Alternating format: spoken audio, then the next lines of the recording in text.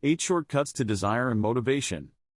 Many people ask me how to develop a better connection to their desires, passions, and major life interests. I know that a lot of people feel bored, checked out, and unclear about what goals to pursue. Let me share some of my favorite shortcuts to help you figure out what drives you. 1. Embrace the new. My number one recommendation is to embrace the new. Do anything and everything if it's new to you.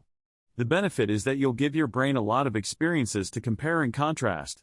This will help you evolve your tastes and refine your experiential palate. I love new experiences and will often say yes to a new invitation even if I don't expect to like it that much. If it seems new enough, then even if I don't like it, it may still help me refine my tastes in some fashion. Earlier this summer I took an orgasmic meditation class and did a couple of OM sessions with 2 different women. It was new to me, so I figured, why not try it? I found it overly rigid and boring though. However, trying it gave me more clarity about what I like and why I like it. The experience helped me see that I prefer more spontaneous and dynamic ways of connecting. Clarity comes from contrast, so if you want more clarity, invite more contrast by embracing and accepting new experiences. This is especially crucial for people in their teens and 20s. Put the word out to your social circle that you're open to trying things you've never done before, and ask for some invites. Say yes to some of those invitations. Your brain learns from experience. If you lack experience, then how can your brain know its most important preferences? Of course it cannot. You need to train it more. How are you supposed to discover your favorite foods if you do the equivalent of eating the same food every day? 2. Turn towards fear. Irrational fear often blocks people from living interesting lives. See if you can identify a major fear that's irrational, meaning that you wouldn't be in any real danger if you acted in spite of that fear. Then make a serious commitment to face that head-on until you've mastered it, even if it takes 10 years. Public speaking was a biggie for me. I made a point of seriously tackling that starting around 2004. It's been wonderful to transform such an irrational and pointless fear into a confident skill that opens many doors. I also did a lot of relationship and sexuality exploration in the past several years to expand my comfort zone and refine my social interests more. Keep deliberately throwing yourself into situations that feel uncomfortable to you, and you'll see your comfort zone expand. As the fear diminishes, you'll feel much freer than you did before. You'll have more options available to you.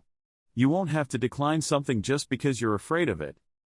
Another benefit of facing your fear is that you'll attract other people who are doing the same. You'll make better, stronger, more interesting friends. People who avoid their fears are usually very boring to socialize with. They don't make very good friends because they stay inside their comfort zones. Such people aren't very stimulating, and they won't help you grow much. So if you allow yourself to become that kind of lifeless person, the more interesting people will tend to shun you because you offer them little or no stimulation and growth. Begin facing your fears, and the opposite will happen. Decide to master your irrational fears instead of letting them control you. This especially includes the fear of failure and the fear of rejection. Failure and rejection are normal parts of life. If you try to avoid them, you'll also avoid living an interesting life. 3. Use total immersion liberally. Many people just dabble in their interests, but the most juicy parts of life usually won't reveal themselves unless you go well beyond the surface level. Instead of trying to balance your life on a daily basis, which can lead to a very boring and superficial existence, allow yourself to fully obsess over your interests now and then. To use a poker analogy, stop calling so much. Either raise or fold. Pursue an interest like it's the only thing that matters in life, or drop it and ignore it until it does spark enough interest. Get out of that gray zone in the middle. The people I know who tend to be the most motivated seem to completely throw themselves into whatever interests them. They live in a world of 0% or 100%, not 50%. Life is more binary for them. It's full of yeses and nos and very few maybes. When was the last time you pursued one singular interest intensively for a full day or more, to the exclusion of virtually everything else but the essentials? Life should be filled with days like that, a single focus carrying you through from dawn till dusk. I even do this with small things, in ways that other people might find ridiculous, but I find this all-out immersion so much more motivating than dabbling or doing a half-assed job. For instance, I'll sometimes take a full day or 2 to conduct exhaustive online research for a major purchase till I feel that I'm practically an expert on it. 4. Drop pointless obligations. If you want the time and energy to pursue what does interest you, then say no to all the things that don't interest you enough to pursue them at 100% capacity. Drop that pointless clutter from your life for good, and never look back. For most of my life, whenever the holidays would come up, I used to dread buying gifts for other people. I'd usually postpone it till December 23rd or 24th. I was never much good at it, and I only did it to please other people. I could see that this was never going to be a 100% interest. So some years ago, I told everyone I was dropping this annual ritual. People accepted this about me. It wasn't such a big deal at all. Now I feel so relieved every time the holidays come up, and I enjoy that time of year so much more. All the stress is gone. If I want to buy someone a gift, then I'll do it because I really want to, not because I feel obligated to honor some stale tradition. Freedom is wonderful. You probably have some pointless obligations in your life as well. So dump them. Such obligations only waste your mental energy and prevent you from spending more time on genuine interests. Otherwise, if you're so committed to being a people pleaser, then I'd love to have you as my personal slave. If you refuse, I'll be very displeased with you. People will often squawk at you if you fail to satisfy their expectations. Let them squawk and whine, and then roll your eyes at them. It will pass. Eventually they'll update their expectations to match your behavior. Don't feel obligated to adapt your behavior to satisfy other people's tedious expectations. Once enough people get to know you, you'll realize that this is impossible anyway. 5. Be a fast quitter. When you realize that a path isn't right for you, don't be clingy with it. Let it go and move on to something else. Definitely try new things, but if you're convinced there are no diamonds in the mine, then quit right away, even if you have nothing else to pursue in its place. Let the empty space be there for a while, so it doesn't serve to clutter your life.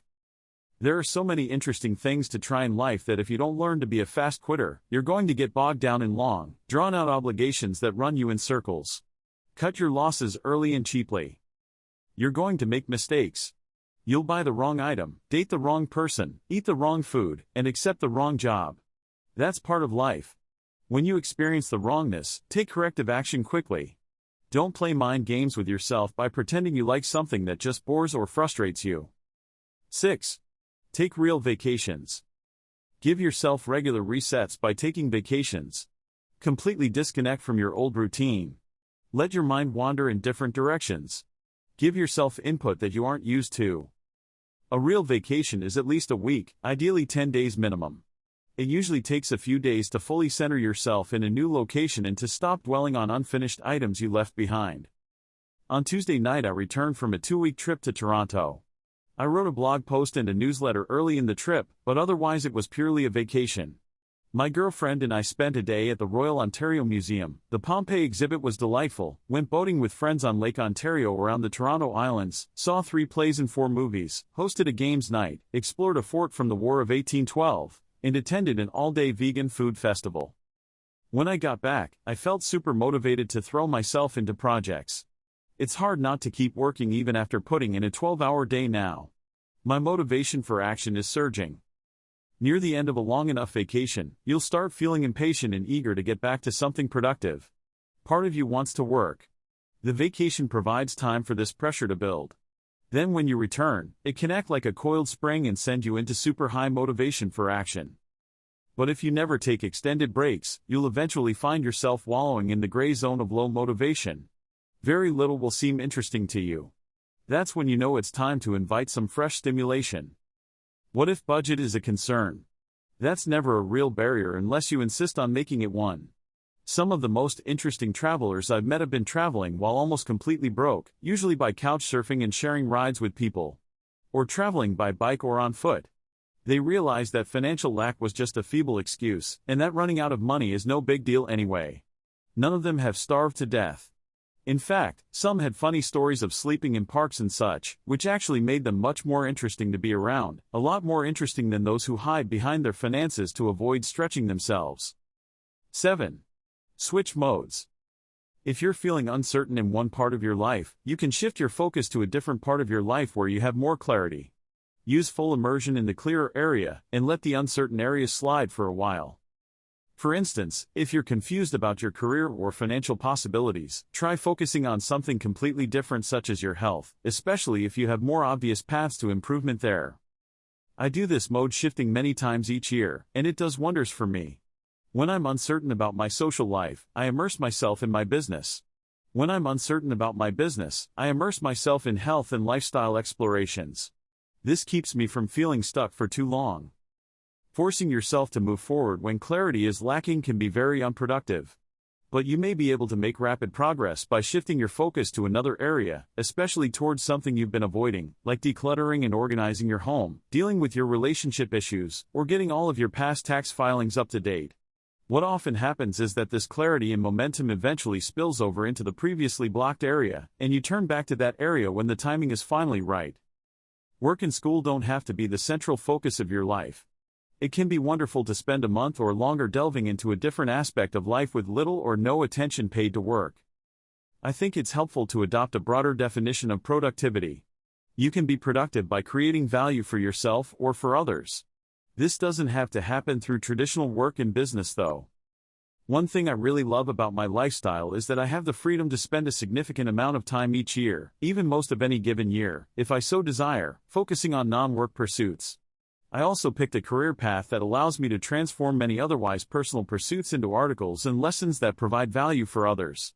I'll often go for weeks or even months without doing much income-generating work at all. It's enough for me to just maintain my business sometimes, giving it enough attention to keep it going, while I immerse myself in some other project or pursuit.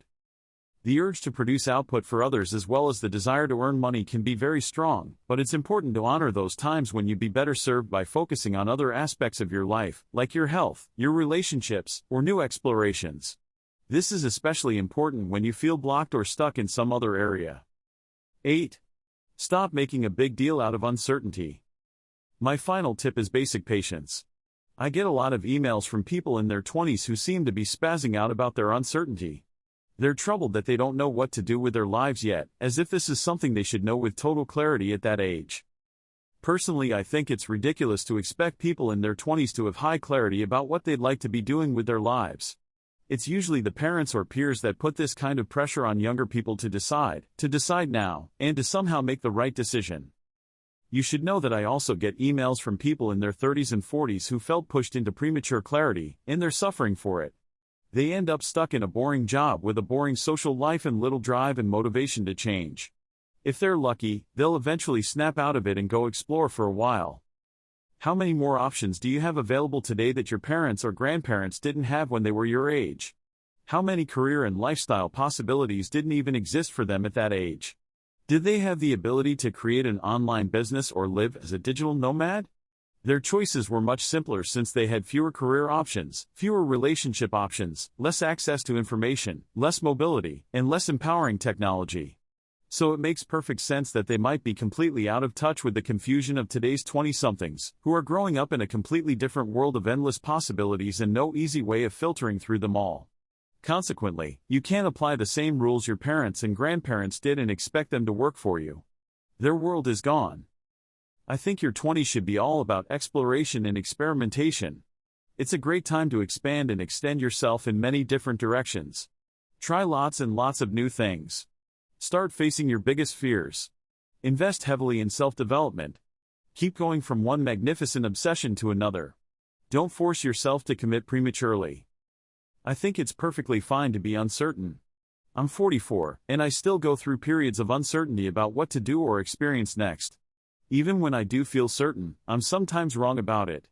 The difference is that I don't beat myself up about my confused periods, and I don't let other people beat me up either. I embrace the uncertainty as a time to explore and stretch myself. If people try to push you for premature convergence on decisions about which you're uncertain, they may get frustrated with you. Let them get frustrated, but don't make their frustration your own. Embrace and enjoy your freedom to explore. There is no deadline. If I had my 20s to do all over again, I'd spend that decade doing tons of exploration. I'd travel extensively. I'd explore a variety of relationship styles and partners. I'd immerse myself in learning skill after skill. I'd try lots of different ways of generating income to see what I liked best. I'd know that I could make bigger bets later in life on the interests that felt more commitment-worthy. Heck, why not spend our whole lives that way? Why should we ever need to force premature certainty? Is it really under our control to do so anyway?